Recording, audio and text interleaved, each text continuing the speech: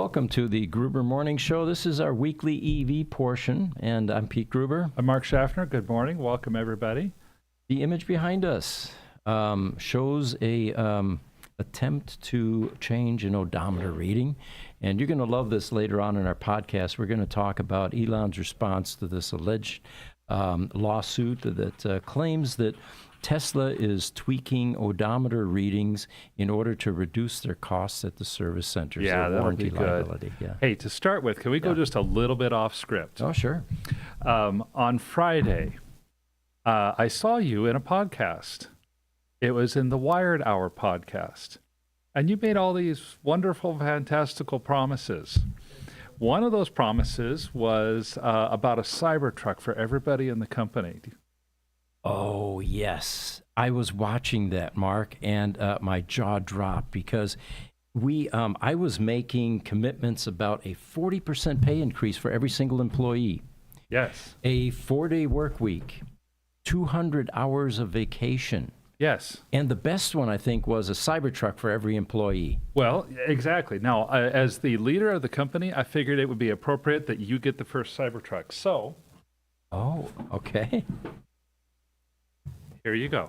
Oh, thank you. Look at this. Yeah, that's actually kind of really cool. It is, yes. It's a 1 and 24 scale, so not bad. You can almost sit in this. You can almost sit in almost, it. Yeah. Nice. Beautiful. Well, thank you. Figured that you would get the first one, although I realize it's the Chinese model of the Cybertruck. But oh, it's the Qinghadoi model. All right. But it looks like a Cybertruck. It does. Fascinating. Fun fact, Cass actually fits in that one. Oh, okay. I do. I can fit in that one. You know, the interesting thing about this video that we're talking about is, and it looks like we've got a technical problem here, but a little bit of a buzz. Okay. So the whole podcast, or at least a portion of the podcast, was centered around the notion that you can use avatars. We don't have to be here anymore. And to prove it, they actually took a recording of me, my voice, and a few of the mannerisms. Very brief, actually. It was like maybe 5 seconds or something like that. What was the software that we used for that, Jesse? I'm sorry, I'm working on that audio issue. Software for what? For the Avatar show on the Wired. For comm? Yeah. That was HeyGen. HeyGen, okay. Yeah, that's the one we also used to do your video in Hindi. Okay, all right. We should probably talk about both of those then. Yeah, Hindi was an attempt to get a different language into our podcast. So we have a large East Indian audience. We decided to have me do or convert one of our videos to East Indian. Hindi language? Yeah, I think it was Hindi. Yeah. Urdu is the other one, but we went with Hindi. Okay.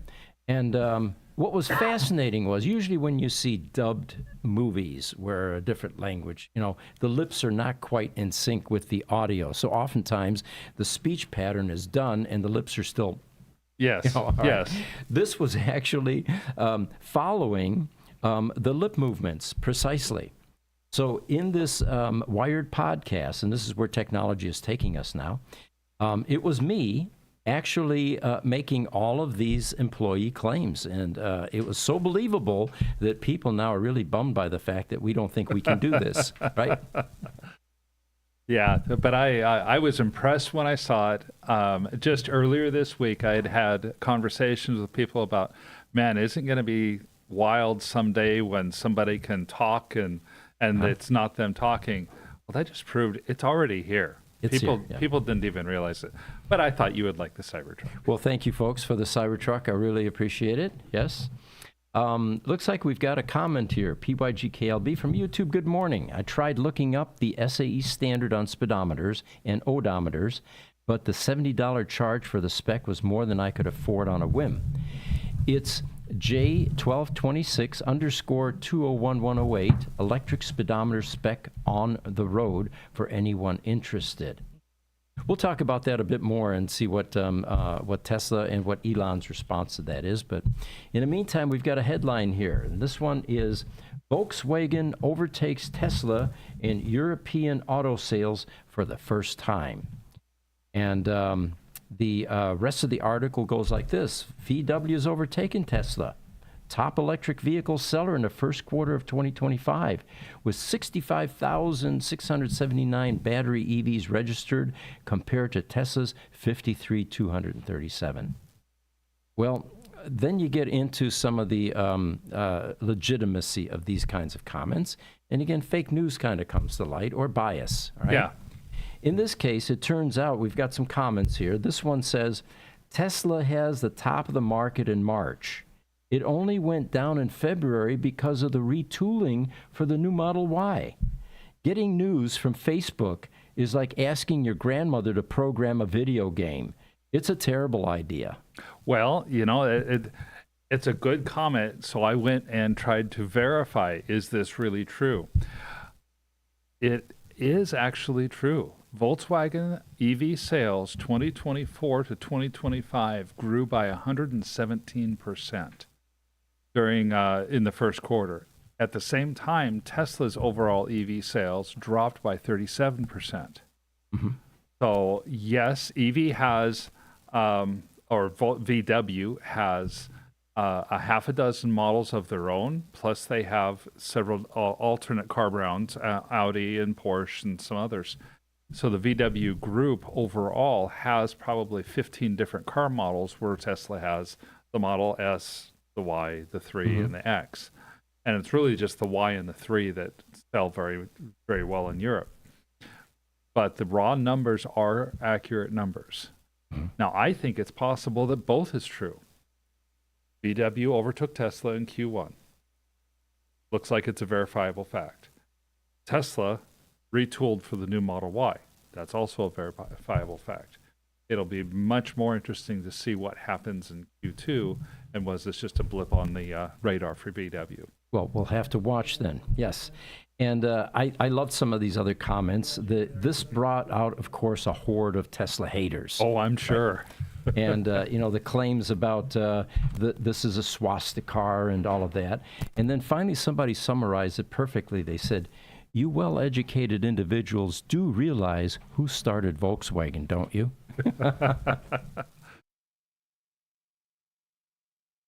Technical problems here, folks. All right. Every time I talk, it's very fuzzy. Okay. Okay. So, folks, this proves that these are live podcasts.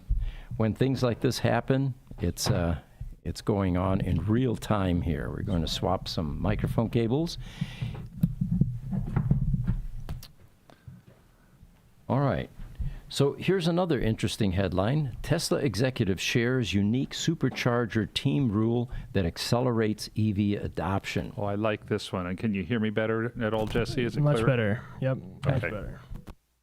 So the Tesla director for charging for North America, his name is Max Zager, and Europe and Middle East, Africa, Asia, and the Pacific corridor, recently shared some insight on a rather interesting rule that's being followed by the supercharger team. First of all, the supercharger team, I think, was decimated about a year or so ago when they were all laid off. Yeah, it certainly was. Right? So it looks like there's a supercharger team back in play at Tesla at this point in time, Okay. and Max is heading it up. So, no exclusivity is the title. In a recent post on its official media account on X, Tesla charging team noted that it does not have exclusivity clauses for EV charging with property owners. As per the team, they discourage property owners to opt for exclusivity since clauses, since EV charging, they feel, should not be restricted. Hosting more charging infrastructure improves the range of confidence, keeps charging prices low, and accelerates EV adoption. Now, while the supercharger network could have been a strong moat for Tesla in its early vehicle sector, they could have had a monopoly, basically, the charging network was instead opened up to other automakers' EVs over the past years. And in North America, Tesla's homegrown NACS charging system and plug became the standard, now being adopted by veterans like Ford, General Motors, and newer companies like Lucid and Rivian. So they say that while when the landlords offer us exclusivity, we actively reject it and explain our reasoning. We encourage them to install as much charging infrastructure as possible. I think it's a great idea because we're in a market right now where there's not enough infrastructure. Affecting adoption. It's affecting adoption. The growth in EVs is continuing double digit, sometimes triple digit, depending on where you're at. And it's still year over year. We're at the beginning of that S curve. We're starting to see the real climb on that inverted S curve. That means that no matter what anyone does, unless they take all of their resources and put it into infrastructure, you're not going to be keeping up on infrastructure probably for several years. All right. And if you're interested in how much infrastructure there actually is, as of Q1 of this year, Tesla operates 7,131 supercharger stations with 67,316 supercharger stalls worldwide at the end of this quarter. This effectively makes the supercharger network into one of the most reliable and cost-effective charging solutions in the market. Yeah, and I think with Tesla opening up this supercharger network the way that they have and keeping it or allowing it to become a standard, they avoided the fate of the Kodaks and the IBMs and other entities that in the past tried to keep their own technology so proprietary that nobody else could match it. Mm-hmm. And then when nobody else could match it, people went off and just changed the rules and built their own standards. And the ones who had the quote-unquote standard were left in the dark. Yeah, and that's happened a number of times throughout history, has it not? It really has. All right, so getting to the background that we have here. This article is Elon Musk dubs lawsuit alleging false Tesla odometer readings as idiotic. This is a lawsuit that alleges that Tesla's odometer readings use predictive algorithms instead of actual mileage driven. Now, it used to be fairly simple in the old days. You actually had a physical cable, flexible cable, mechanical, that tied into your transmission. There was a little gear inside that ran off of the rotational portions of the transmission, and that went up to the back of your odometer. And when those became old, sometimes they would make noise, and you'd hear a crunch, crunch, crunch type sound or whatever as you were driving. But it was very difficult to alter that, other than physically removing it, putting a drill on it, and then running it backwards, kind of like in Ferris Bueller. I was going to say, is that real? That was real. They were trying to run the car backwards. Wait, so you could just go in reverse to reverse it? Totally, yes. And it was quite common, actually. It was illegal, of course, but car dealers, at least the unscrupulous ones, used to do exactly that, was get that mechanical shaft off of there. It was a flexible square shaft. Put that into the drill chuck and then just run it in reverse until they had the mileage they felt was reasonable to sell that car. Yeah. So it's different nowadays, folks. It's all electronics. It's in vehicle management system software. It's in firmware. And it is protected, by the way. There's some encryption that takes place in that software. But so this lawsuit, and it's from California, by the way, Los Angeles, from a Nairi Hinton, who is the plaintiff. This lawsuit alleges that Tesla speeds up its vehicle odometers to avoid paying for warranty-covered repairs. And, of course, if Tesla really was doing anything like this and it was uncovered, this would be akin to Dieselgate and could sink the company. Oh, absolutely. So Musk's comments were posted on social media, X, of course, and he calls it idiotic. The lawsuit currently is being contested, of course, and the legal team has fully denied all material allegations that were outlined in this proposed class action lawsuit. And the veteran EV owners have also stated on social media that these lawsuit claims were inaccurate, since Tesla's odometers do not in any way use predictive algorithms. They also pointed out that repairs are not a major source of profit for Teslas because the company's vehicles tend to last a long time without requiring maintenance or spare parts. Well, and you're hitting right there on one of the main assumptions that this gentleman is making, which is Tesla wants to make money in repairs. Mm-hmm. That he's assuming that all car companies want to make money in their service centers. That's how car companies make money, is through their service centers. We know from experience, firsthand, working with Tesla at Gruber Motors. First, Tesla service centers are not profit centers for Tesla. Correct. They're a loss leader. Mm-hmm. And more cars coming in, even for repairs that would be not under warranty, Tesla doesn't. That's the other thing, is Tesla doesn't want to see them at all. Mm-hmm. Tesla wants their cars to be repaired as quickly, efficiently, and cheaply as possible. They tend to not offer extra repair services or upgrades or anything else of that sort because they want to move the cars in and move the cars out. Their service centers are overburdened. They're behind the curve for the number of cars that Tesla has. Mm-hmm.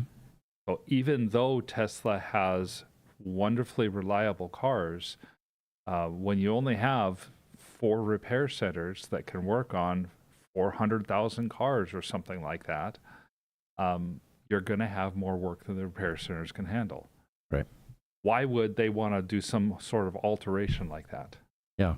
It just doesn't make sense. It doesn't. And the service is a profit center, not for car companies, but for dealers.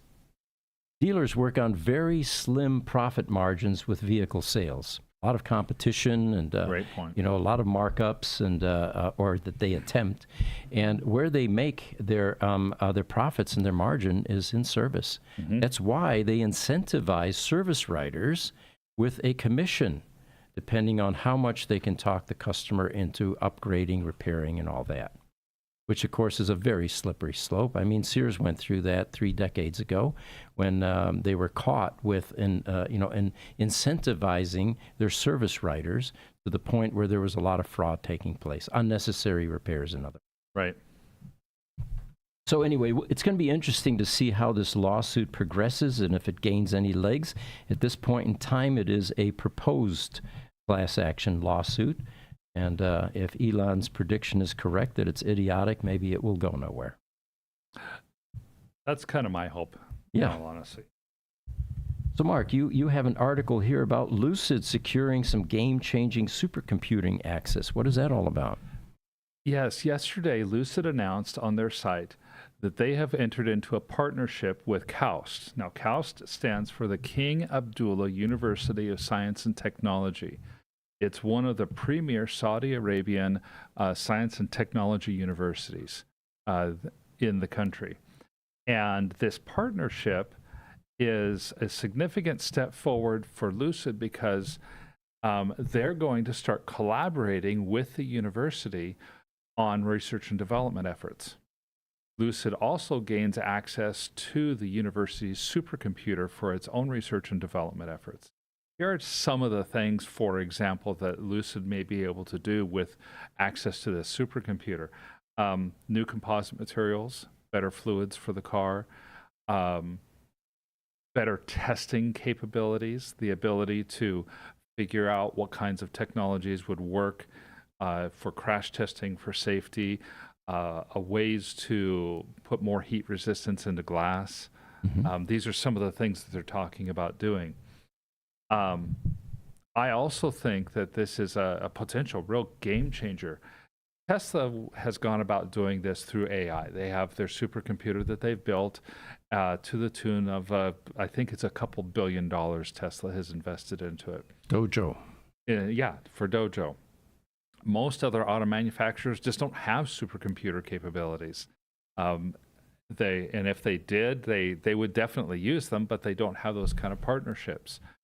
Lucid now has gained access to a supercomputer and its capabilities worth potentially billions of dollars.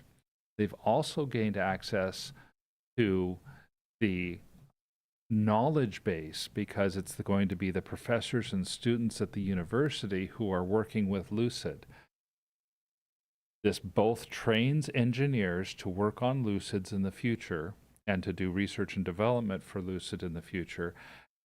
So it helps the university tremendously by giving them more authority in the space. And it helps Lucid in that they get a lot of this information at little or no cost. Mm-hmm. So a lot of the research and development costs that typically are going to be borne by a company are now actually going to be shared by the university. That we don't know how much of a game changer it is, but I tend to believe what Lucid says. This is going to be a game changer in their ability to develop cars that are the best electric vehicles in the world, is what they're trying to say. Fascinating concept and article, yes. Have another article here. This one is robotaxis are already making roads safer, according to Waymo. And they say that Waymo Driver is already reducing severe crashes and enhancing the safety of vulnerable road uses. They say that the industry leaders, like Elon, for example, in the EV space, have always maintained that autonomous robotaxis will make roads safer. I don't think anybody's going to contest that if you've driven on roads lately with people preoccupied with cell phones, putting on makeup, and just a general condition of road hazards on the road today. I think there are a few things more frustrating than seeing not one, not two, but 3 left-hand turn lanes with 3 cars sitting in the turn lanes and a green arrow, and not one of them is moving. Right. And it's because all 3 people are down looking at their phones and not paying attention to the traffic around them. Right. And worse yet, red light runners. I've never seen this. It's this type of epidemic. When we drive anywhere now, my wife and I, we generally do not immediately react to a green light. We both look in opposite directions to make sure that there isn't one of those, outliers that doesn't see the light or isn't paying attention. I'm the same way. Mm-hmm. I never just take off at a green light. In Phoenix, they're famous for having their timed stoplights, and if you know how to get the right speed to time it right, you can just go all the way from downtown to uptown on green lights. You can't anymore. Yeah, the synchronized lights, that's true. Yeah, people aren't paying attention. So what the statistics are that these Waymo driver vehicles are already reducing severe crashes and enhancing safety. The over 56 million miles have been recorded with the Waymo compared to human drivers. And the Waymo vehicles achieved a 92% reduction in pedestrian injury crashes. It also saw an 82% fewer crashes with injuries with cyclists and 82% fewer crashes with motorcyclists. Good news for motorcyclists, right, Cass? Yes. That's great news for us. And, of course, which they say is the leading cause of severe road harm for human drivers. You look at these cars, and around Phoenix, you had mentioned that in different neighborhoods here, you see a proliferation of these Waymo vehicles, driverless, just logging, miles in order to prove the concept. Yeah. It's a bit disconcerting at first when you see a car without anyone in it, and you always wonder if you're a pedestrian, for example, is it going to stop, Oh, yeah. Or is it going to correctly make that left turn, And they seem to do it flawlessly. They tend to be those irritating type drivers, though, that are slow to react, but they're highly cautious. It's kind of like grandma driving, right? I love how you put that, because that's what has impressed me on the Waymos. My wife and I go to South Chandler. There's a little restaurant we like going to on Saturday mornings. That's kind of our thing to do. I've seen as many as 11 Waymos just on our trip to and from that area of Chandler. Right. And every time, they're always using turn signals. Mm-hmm. They're always going at or slightly below the speed limit. They slow down at yellow lights. Most people, they don't slow down. Most people think that a yellow light means go fast. All right. They have the careful lane changes with turn signals every single time. They're doing all the things that we're trained to do in driver's ed, but we don't do now that we drive. Mm-hmm. The reality is they're just being safe and alert and completely aware of their surroundings. Yeah. And yes, it is kind of annoying, but at the same time, you got to respect that. And you realize, okay, these guys are driving have been programmed to drive in the way that we're supposed to drive. Now, you could ask, is it possible that they're so overly cautious because they realize there's a lot of crazy people on the roads, and as that quantity of that number gets reduced, will we then see some more aggressive driving from the Waymo vehicles? I totally think we will. Yeah, that'd be cool, wouldn't it? I mean, you think about it. When we have, I can see a future where it's fully autonomous driving and there is no need for stoplights. Mm-hmm. Because the cars will see everything else that's coming up to an intersection within the nearest quarter mile or so. Right. And they will adjust their speed appropriately so that because they're communicating with the other cars, and they will go through, and then the other car comes through, and neither car slows down, and they just know. And you know, I foresee a utopian world where speed limits are no longer necessary as well. And I'll give you an example of that. I drive the same route every morning, and I test drive Tesla Roadsters, and I drive this beautiful, winding, hilly type road in my neighborhood until I get over to 7th Street. Mm-hmm. And even though the speed limit is posted at 25 miles an hour, it's not prudent to do that if you're cresting a hill, for example, and you have people that are jogging in the morning, taking their dogs for a walk. So you tend to, a responsible driver, an experienced driver, tends to adjust their speed to the conditions. Right. So I don't do barrel 25 miles an hour through that zone, but then I get to a nice straight flat area where I can see a quarter of a mile, no side access. Why am I doing 25? And no pedestrians, on the road. So yeah, it's going to be fun, I think, once these changes begin to occur and we get more sensible driving.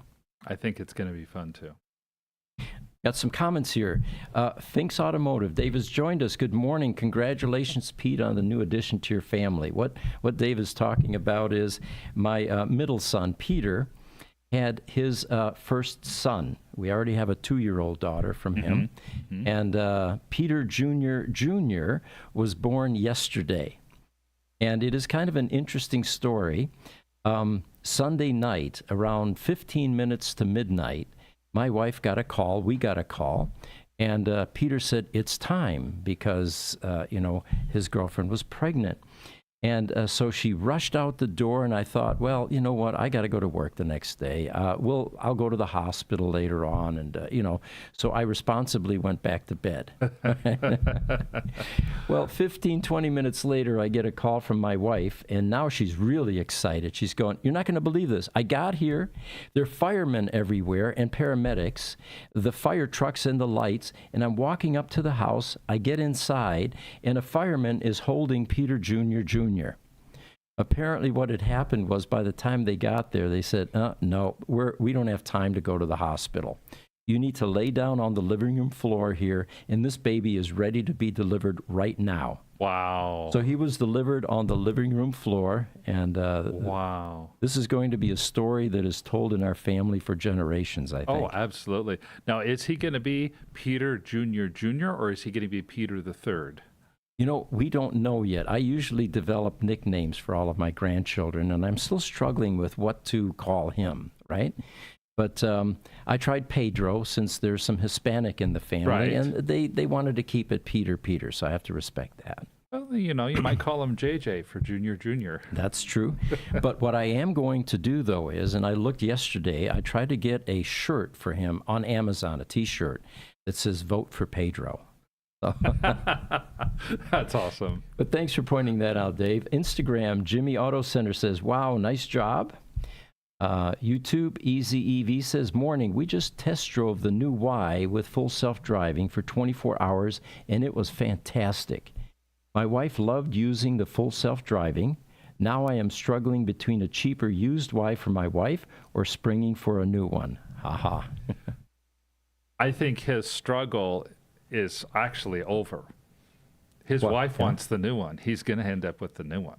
Okay, there you go. I hear Aaron back here laughing over that. Yeah. He knows. He's married. I know exactly what he's going through. And he just got married, so he's learning quickly. So you folks, I've got a picture to pop up here, and this is a picture of Enzo Ferrari. And you've heard me poke fun at Ferraris, but it's all in good humor. I owned a Ferrari for 23 years. I had a 308 GTSI, which I dearly loved. It was a wonderful car in so many ways. Two-seater convertible, red tan, the whole image that goes with it, and of course nimble and fast.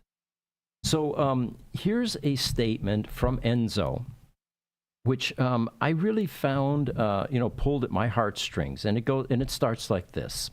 This is kind of like his brief life story. He says, "I wasn't afraid to lose because I knew I was born to take risks, not to watch from the grandstand.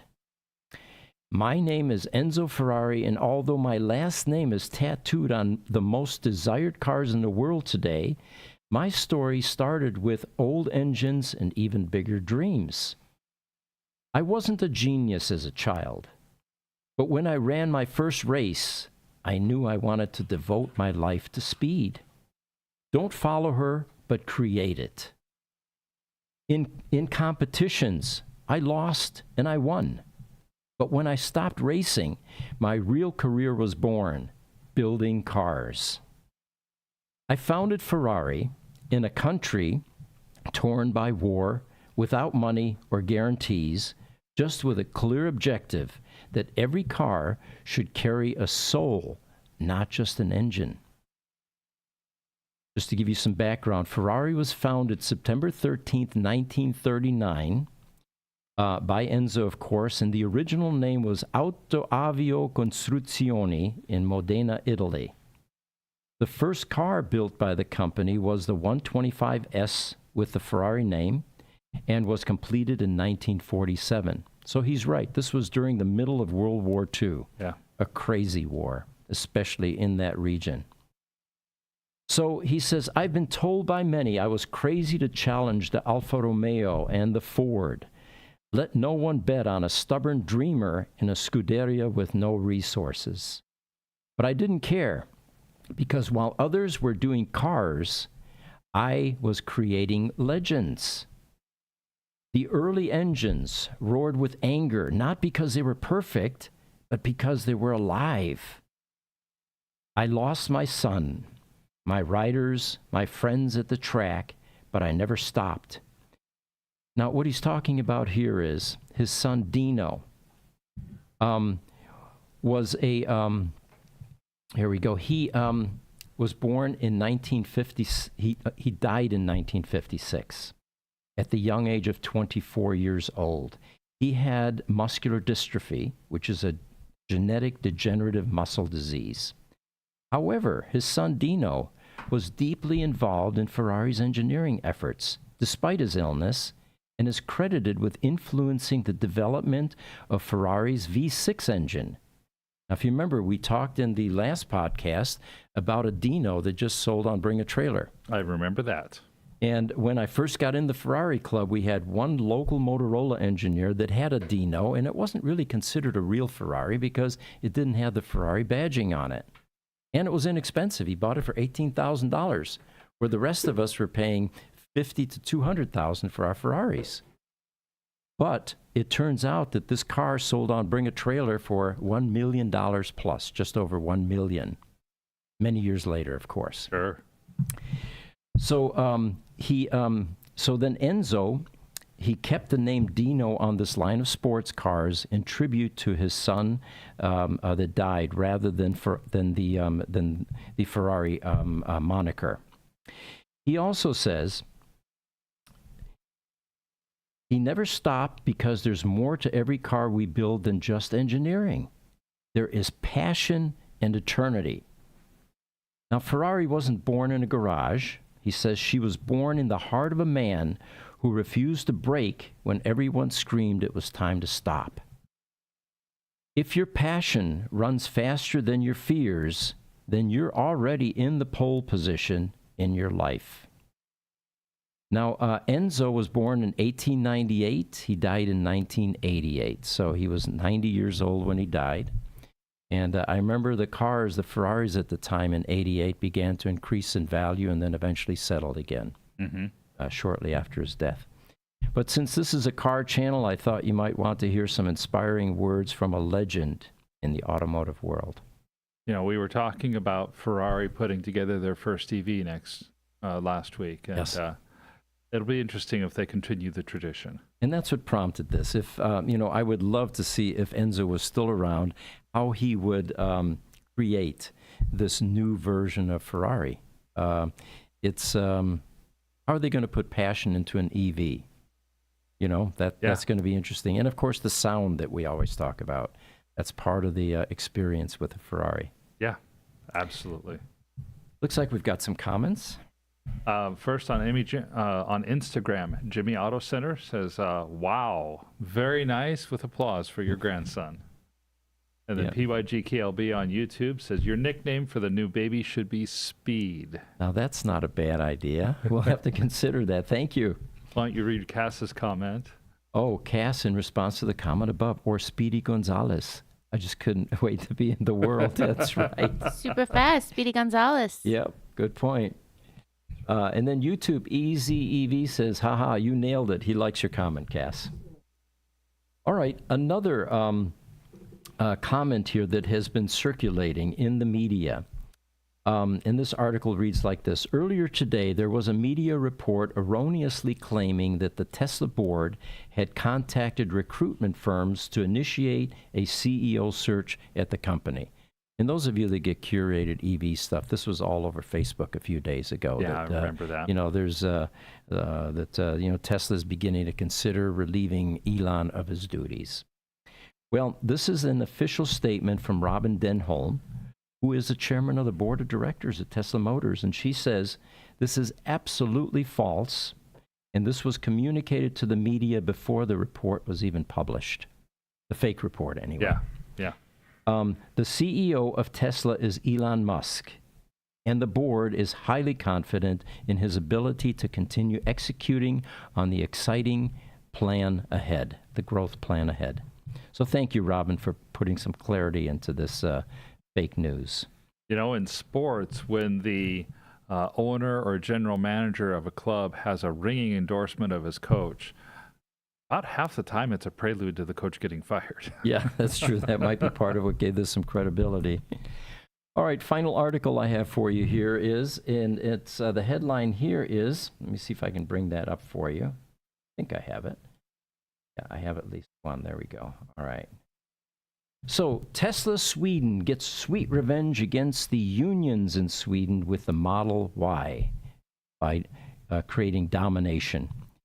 And it's no secret that Tesla is competing in Sweden with one hand tied behind its back, with the IF Metall Union and its allies pulling every trick in the book to tank Tesla operations in that country. One could almost expect that the EV maker is going to push as hard as it can just to stay afloat. But it seems like Tesla is not just staying afloat, they're actually dominating. And here's a graph I'm going to pop up for you that shows, oh, darn it, I just double-clicked, and let me bring that back. Bear with me here a second. Right. We were talking about a year ago about this union and wondering what the result would be, because it seemed like the union had a stranglehold on life in Sweden, and it just, the entire culture was different. But this graph kind of tells that story, doesn't it? It does. Look at the orange graph on top. That is the Tesla Model Y in Sweden with 44,000 cars registered. Then the next is Volkswagen, the blue. The ID4 with 29,000. Tesla Model 3, also a Tesla, at 21,000. That's the green. And then Volvo is a 23,000. That's the yellow graph. So it looks like Tesla, with this kind of performance, is actually outperforming all the other EVs there. And what's interesting, they say, is that the Model Y remains Sweden's top electric vehicle despite a slowdown in sales during the first quarter due to the changeover to the Model Y, to the new Model Y, I should say. Now, the other thing that makes this impressive is They are, of course, facing a number of blockades, not just from IF Metall, but sympathy strikes from a number of other Swedish unions. They tend to stick with each other, and they are actively attempting to disrupt, if not stop, Tesla's operations, with some unions even flat out refusing to activate the company's superchargers. So the Swedish unions, however, seem to be learning that Tesla is a tough nut to crack. And it seems to be getting around these types of dirty tricks by even flying people in to install the superchargers in the country. It's definitely an interesting case study. This is going to be a case study over the years that people use to look at the influence of unions versus corporations and what corporations that have a singular mindset might be able to do to get around using the union. It should be choice. It should be, and it should be up to the employees as well. Mm-hmm. And in this case, it seems to be blackmail, and Tesla is having none of it. Pete, what was that thing we talked about last year? You remember that? Where wasn't it last year? Did you already mention that? It was the With the license GM. plates? Oh, the license Where, plates, yeah. where That like was- the post office wasn't giving them the license plates in Sweden or something? That was Correct. part of this union dispute with Yeah. Tesla and in Italia. It was a sympathy action by the unionized post offices in Sweden that were also creating some hardship for Tesla, attempting to convince them that they should capitulate and allow unions in their production facility. All right, it looks like we are coming to the half hour, actually the 40-minute mark, and we really appreciate all of you joining us and contributing. We do these every Tuesday morning, and look forward to the next one next week. I'm Pete Gruber. I'm Mark Schaffner. Have a great week.